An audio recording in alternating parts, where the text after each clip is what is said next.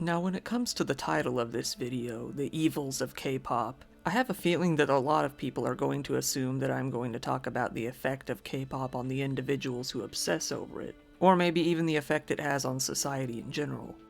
But mainly what I'm going to talk about here is the effect on the artists and the performers themselves, the inner evils of the K-pop industry. With bands like BTS becoming popular on an international scale, the world has opened up to the idea of K-pop on a whole new level. Hell, even McDonald's was providing BTS-inspired meals for a time, Chicken McNuggets. and many cars in my middle-of-nowhere US town were even sporting BTS bumper stickers. At this point, K-pop is much less of a niche fad than it was before. Now that the K-pop scene has spread worldwide, it's become a $5 billion industry. The K-pop industry is fairly known by many for being strict, almost even brutal in their practices. Many fans of the genre are probably well aware of certain strict rules placed upon band members, such as being forced to remain single or being forced to remain within a certain weight. However, that's only the tip of the iceberg. While the industry generally generates a very positive, lively, happy sort of image, in the background it actually generates an amount of suffering so high that the general public doesn't tend to realize it, or even have any idea of it. The best way to start this presentation would be to show how an idol becomes an idol. So let's start at the very beginning of the career for an average K-pop artist and move up from there.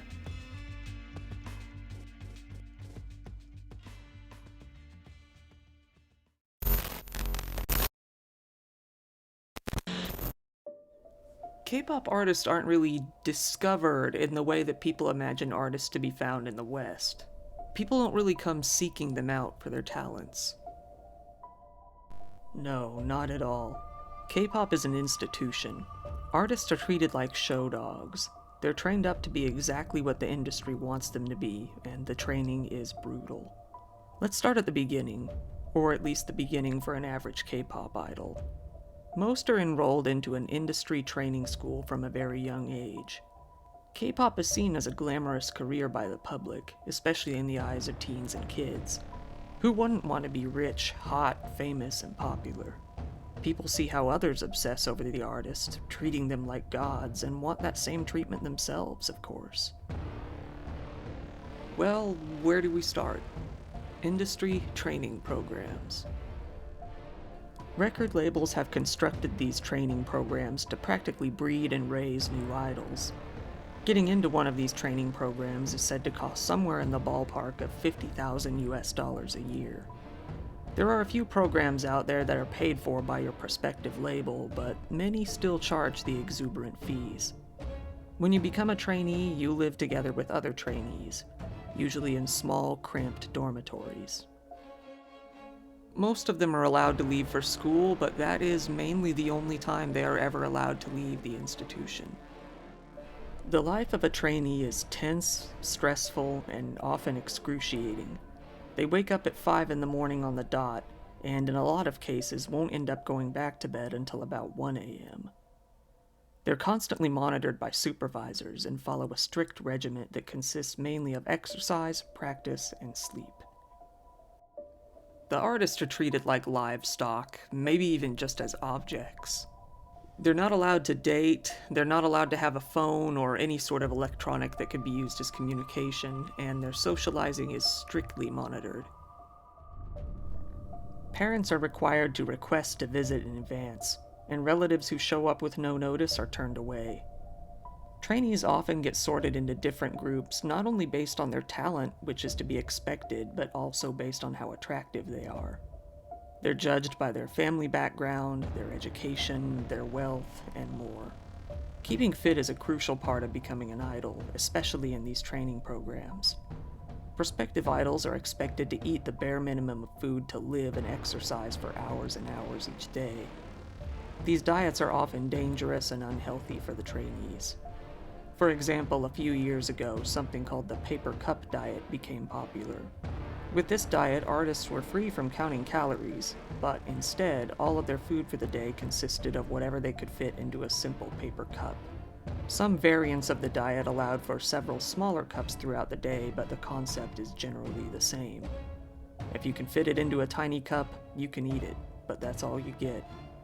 An artist named Uodiaz, I hope I'm pronouncing that right, who left her K-pop training program, would state to the press that her school would hold weekly weigh-ins, in which your weight would be announced to the whole room. If you were deemed to be over the ideal weight, you would lose certain meals for a while. In extreme cases, the trainee would lose their food privileges until their weight went back down, only being given water until that point. Many of the trainees are strongly urged to undergo plastic surgery, with the trainers deciding which kind of plastic surgery would work best. They legally can't force them to have the surgery, but they can strongly coerce them, telling the trainees that it may be their only way to succeed. Some of these surgeries are very invasive, such as having the chin shaved away to make for a smaller face. Whether they've paid their tuition or not, anyone who doesn't meet expectations could be dropped at any time. Even if they're not dropped, there's no guarantee that they'll ever be placed into a group at the end. It could very well all be for nothing, and for many, it is. If they are placed into a group, they're often given a new name, a certain position within a group, and told what new personality they are supposed to have. Many idols are in this training for a long, grueling 8 years total.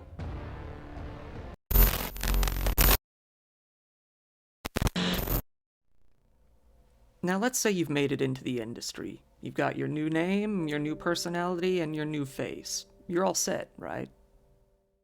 You're famous, you're popular, you're probably wealthy, and you've got all those screaming fans. Well, yes and no. But mostly no. When it comes to the rich part of rich and famous, a lot of idols make nearly no money for years after being placed into a band.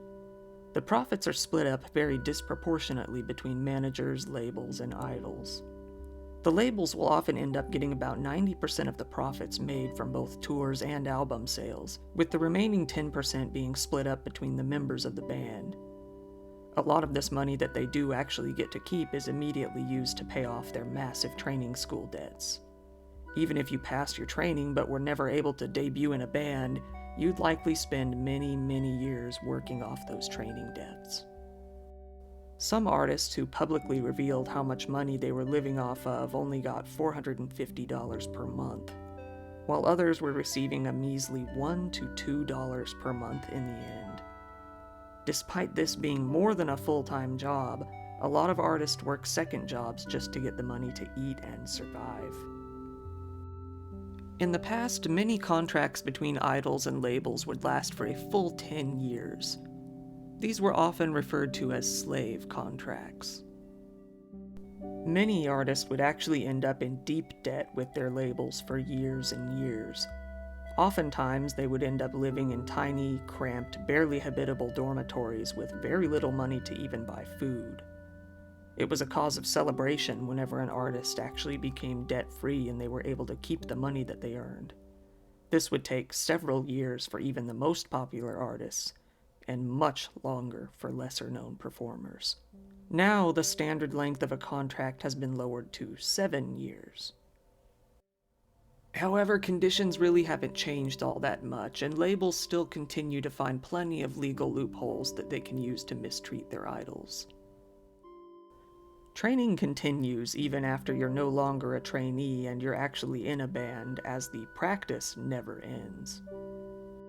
Many artists pack every free moment with more and more practice just to make sure that they can stay where they are. On top of the practice, they have to be recording music, of course. They also need to promote and market themselves, meaning that they need to make near constant public appearances, at the very least locally and for some internationally. They need to appear on talk shows, variety shows, attend photo shoots, and even show up at public events.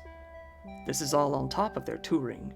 Unlike American bands who usually take a year or two off after producing an album and touring, K-pop bands can take as little off as 1 to 2 months afterwards before they're expected to start all over again. This never-ending cycle of overworking obviously is not going to have a good impact on your health. Many artists will end up collapsing, sometimes live and on stage, from sheer exhaustion. G-Dragon of the famous band Big Bang actually began hyperventilating on stage after performing 10 songs in a row at one concert. Other artists, such as one named Dongho from U-Kiss, have quit the industry entirely due to health problems related to overwork and fatigue. Some labels will completely deny sick leave for artists with serious health issues, such as an artist with kidney disease, Hong Gung of Super Junior, and another group, TVXQ, who sued their label when they weren't allowed any more than 4 hours of sleep per night. Over the years, the South Korean government has started to impose limitations on the kinds of contracts that labels can impose on their idols. Things have gotten slightly better, but what hasn't gotten much better is the societal pressure placed upon the idols.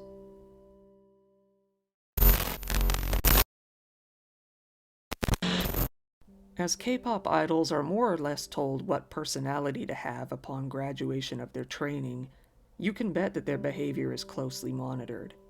Fans and executives tend to scoff at the idea of the idols having even friendships, and especially relationships. Bernie Cho, a South Korean music industry executive, was quoted as saying, "K-pop music is a big business, and K-pop bands not only endorse big brands, but also become big-time brands themselves. As a result, for better or worse, individuals in such bands are viewed as investments." Being seen as a mere investment can make life for these idols very rough. Anything they do or get caught doing could decrease their monetary value. Let's take for example another issue with a member of Big Bang, T.O.P. He was rumored to have smoked weed once. He was forced to give a public, heartfelt apology to both the industry and the fans, saying that he caused, quote, "a great disappointment and disturbance with huge wrongdoing" for allegedly smoking a joint. Proving their status as being more of an investment than a person, let's look at the case of two artists, Hyuna of 4 Minutes and Edon of Pentagon. The two were dating each other in secret, but they weren't able to hold that secret for too long. Eventually their relationship was exposed. Fans were so angry that their record label, Cube, actually had their stocks drop because of this incident. They were both kicked out of Cube Entertainment for the awful, awful crime of being in a relationship. It's not only the record labels that impose such strict restrictions on the idols, it's the fans as well. Some fans spend so much money on their idols' albums, merchandise, and shows that they start to get the sick, perverse idea that they should have some say over how the idol lives their life. They start to see themselves as somewhat of sponsors for these people, and they tend to get angry when the idols behave in a way that they do not find appropriate or suitable. If those idols drift away from their carefully crafted personality and identity, fans tend to lash out with rage. The female idols are supposed to be cute, dainty, and submissive, and it's been shown over time that many male fans can become enraged if they act to the contrary. Can you imagine getting angry over a girl power phone case? Well, that happened when an idol from the group A-Pink faced massive fan backlash over using a phone case with a sticker stating, "Girls can do anything." A member of the girl band named Red Velvet called Irene faced a load of online backlash after she revealed at a fan meeting that she had been reading a book with heavy feminist undertones. Men took to the forums and showed themselves burning and chopping up her photos and postcards. Why? Because she wasn't supposed to support anything they don't support. And if she does, she is to be met with rage. And she was. In 2008, a band named Girls' Generation was performing a large annual show in Seoul.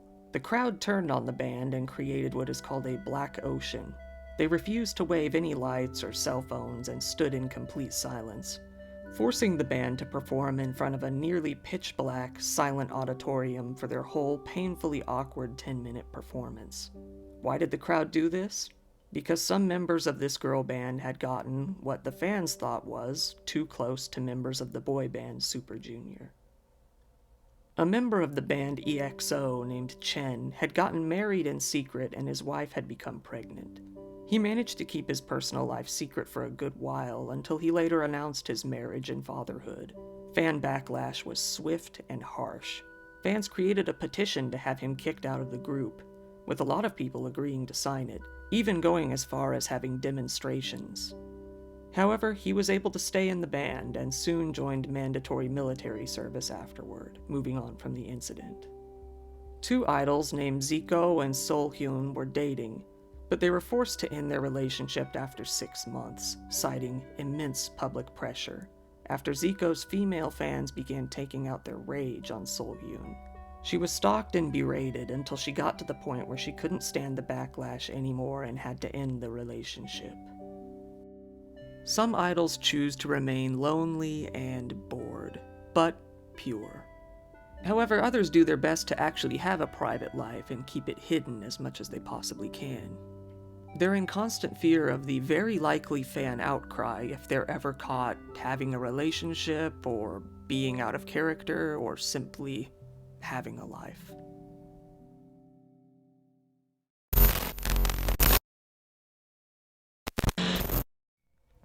Now, you can't get into the evils of K-pop without mentioning the fanatical dieting and insane body standards that the idols have to endure.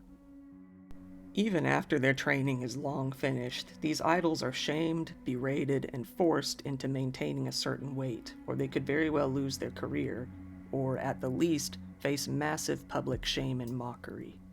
For many idols, their physical appearance is just as important as, if not more important than their talent. Men are expected to be thin and ripped, and girls are expected to be skinny with fair skin and a small face. Now, in general, there's nothing wrong with dieting. A lot of people do it for purely healthy reasons. But these artists diet to a dangerous degree. Many artists will go on crash diets, for example, eating only tofu and drinking only water for extended periods of time with very prolonged periods of exercise. These are obviously diets that any medical professional out there would tell you to stop immediately. Many artists have actually fainted on stage due to being malnourished, but that's the standard that the industry has placed upon them. Being even a single pound overweight could very well be a huge risk to their career and reputation. Let's look at the artist Hwasa, one of the idols who was most criticized online for her weight. She faces constant shaming while being in fantastic shape. Having thick thighs has led to constant harassment from critics online. Wendy of Red Velvet has also been heavily criticized about her weight by her fans, something that has caused her a lot of pain and insecurities over the years. She's even gone to the point of swearing off food for periods of time and starving herself to try to get to a weight that would satisfy the fans, and hopefully finally end their mockery. In the industry, it's usually expected for women to be in the range of 42 to 50 kilograms, which is from 92 to 110 pounds. If you're tall, that is. If you're average height, you're expected to stay under 103 pounds, and if you're short, you'd better be staying under that 100 entirely. For men, it's a bit higher, but you are expected to be a lot more muscular. If you're tall or muscular, your limit is 75 kilograms or 165 pounds. They consider anyone over 5'8" to be tall. If you're under that, you're short, and you're expected to be at a max of 132 pounds. Meeting these requirements is a constant battle that the idols must endure to keep their fame and ensure their future.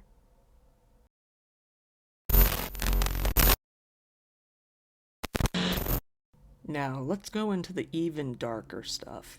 Criminally dark stuff. Yes, it's time to talk about the anti-fans. So, what even is an anti-fan? An anti-fan is an unusual concept to most people and is honestly a little bit hard to explain. To put it simply, they're both the opposite of a fan, but behave very similarly to fans at the same time.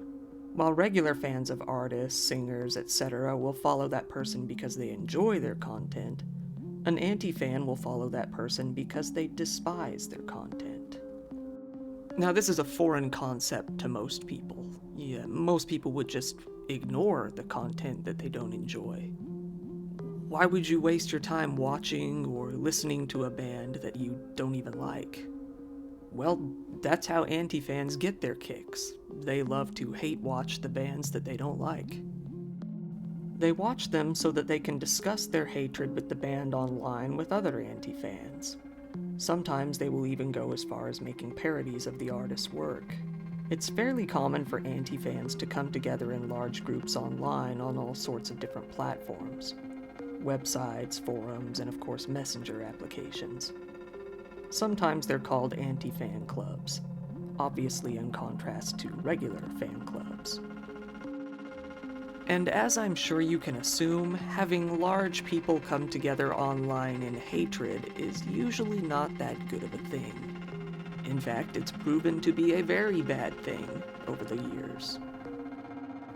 Anti-fans have done everything from spreading rumors about these artists, to doxing them, to outright directly hurling harassment at them, to actually physically harassing and harming them in person.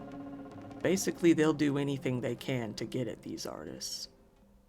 In what is possibly one of the most publicized incidents involving an anti-fan, back in 2006, there was a hardcore anti-fan of the K-pop group TVXQ. She came across band member Yoonho on the set of a variety show and took it upon herself to offer him a drink. Little did he know the drink was laced with superglue.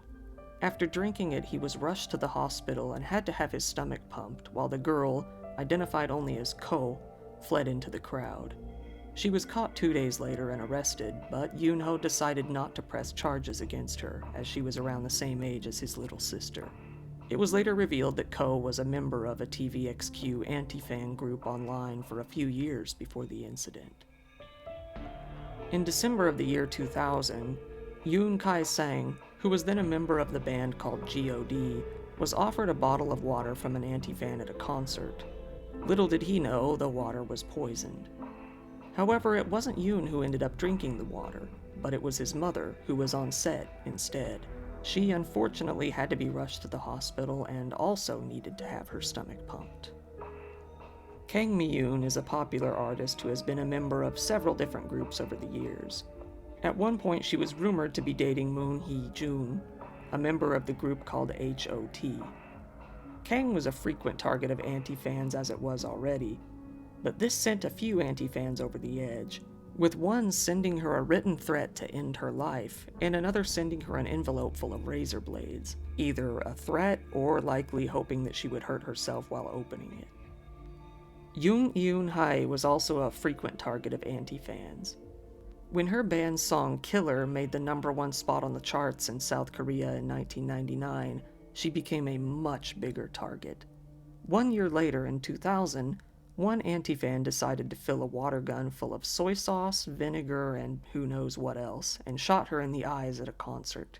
She was rushed to the hospital, and it was found that her cornea was damaged. She felt the wound was not serious and didn't report the incident to the police. In 2007, a 16-year-old girl named Lee Yoon-ji was on a TV show showing her weight loss transformation. Afterwards, she had her picture taken with a K-pop idol, Kangin from Super Junior. Afterwards, his anti-fans berated, threatened, and insulted her to the point where she became overwhelmed and ended her own life shortly after. A female artist named Kang Yoo-bi was outright stalked by a group of anti-fans. They would harass, stalk, and threaten both her and her family. They went as far as throwing eggs and milk at them at points. After bearing with it for as long as she could, she attempted to end her life as well. However, she survived. And these are only some of the many, many anti-fan related incidents out there. When you have large groups coming together to mock, criticize, and defame certain people, it's just not going to end up with good results. Sure, some people can find enjoyment in merely mocking a band they don't like. There's no harm in that. But this is the internet, and there's always going to be the people out there who are going to take it to the extremes.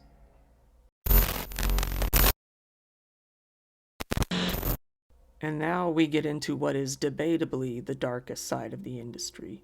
A side that both the public and many in the industry don't even get to see. That would be the forced sex work of these K-pop idols. And I don't mean figuratively, such as selling out for sales or dressing in skimpy outfits.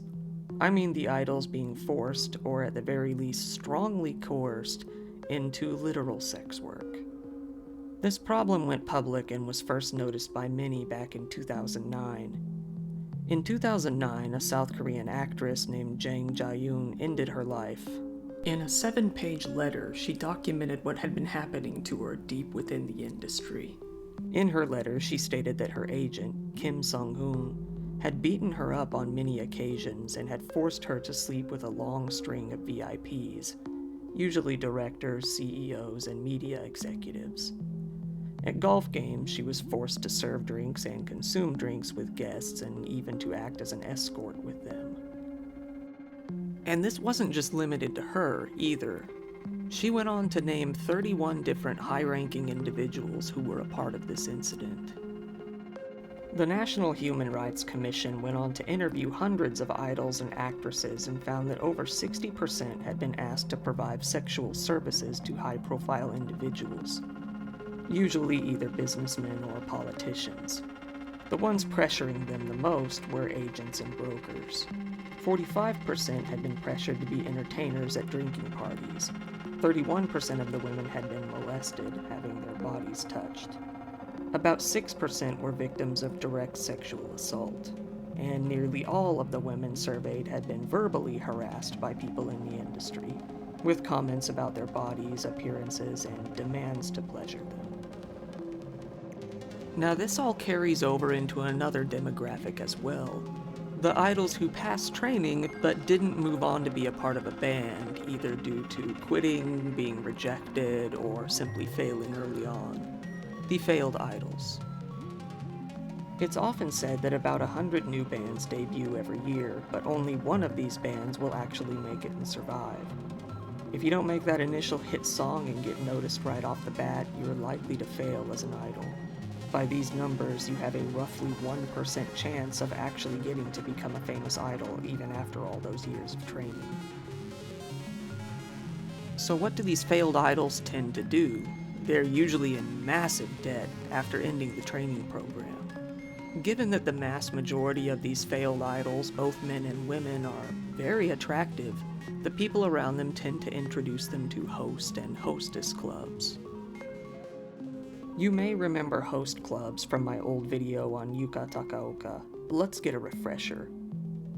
Host and hostess clubs are clubs in which you can pay to sit down and have drinks with a very attractive host or hostess of your choice. Many guests tend to go to these establishments regularly, and often pick their favorite host and hostess each time. The guests feel that they are getting close to their hot guy or girl of choice, but really it's just a job to them, usually. Host and hostess clubs can be a huge problem.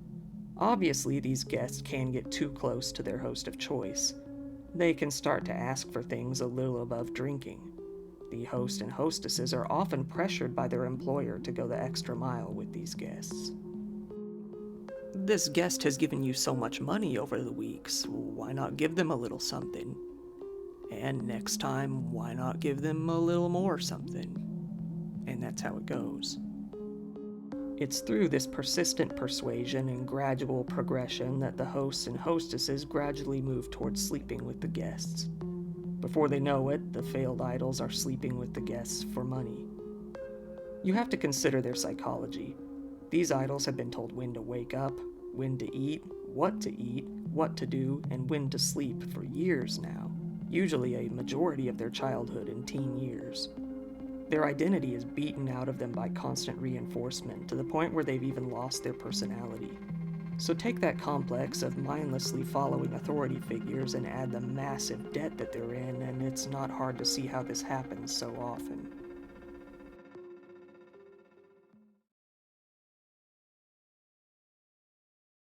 So, why? Why do these idols do it? Why do they put up with all this? I think it's easy to see why they choose this career in the first place. The same reason anyone else wants to be famous. They want to be rich, they want to be popular, they want to be admired for their talents, and they want to be loved. That part's easy. The real question is, why do they stay? What keeps them around? Naturally, that answer likely varies from person to person. Some of them are likely still holding out hope that they'll be one of the biggest artists one day. That dream and the desire to achieve it has them determined to persevere through anything, absolutely anything. For some, it could be the fear of failure. After all the work it takes to get to the point of debuting in a band, the pressure to perform is higher than ever. Imagine the disappointment to their families who did all they could to help pay for their training. Imagine the disappointment to themselves after all they've put up with so far. With others, the reasons could be darker. Perhaps they're now so deep in debt that a shot at becoming rich off their act seems to be the only logical way that they could ever dig themselves out of that hole. It's hard to say. You'd have to ask each artist out there individually to hear their reasoning. I guess the real question is, what are you going to do with this knowledge? Now, I think the only redeeming factor in all of this is that K-pop fans are changing.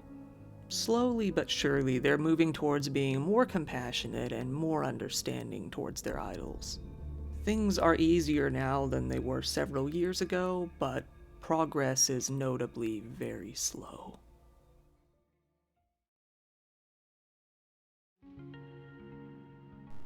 Thanks again for watching my video. I'll admit that this video is quite a bit different from my usual content, but after covering so many crime cases in Asia, this topic always came to mind. I realize my pronunciation of the names in this video was horrendous, and I apologize for that.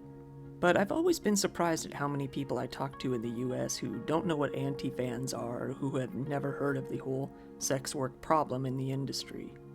Granted, Hollywood has very similar problems, but with the clean, pure image K-pop tries to sell, it feels more striking. If you found this topic interesting, please subscribe. I make a lot of dark content in a similar vein to this. If you don't mind, I'd really like if you would give it a like, as it helps the video get seen by others. I also have a Patreon account if you'd really like to support the channel even further. Speaking of which, I'd like to give a shout out to my top patrons. Lori Tayeba, Jewel Mauve-chan, Kim Peak, Lux Alpaca, Charity, Skooky Main, Foxlicity, Jackie, Lavender Wise, and Tresa Ferguson. You guys are the best. Thank you for watching, and I'll see you next time.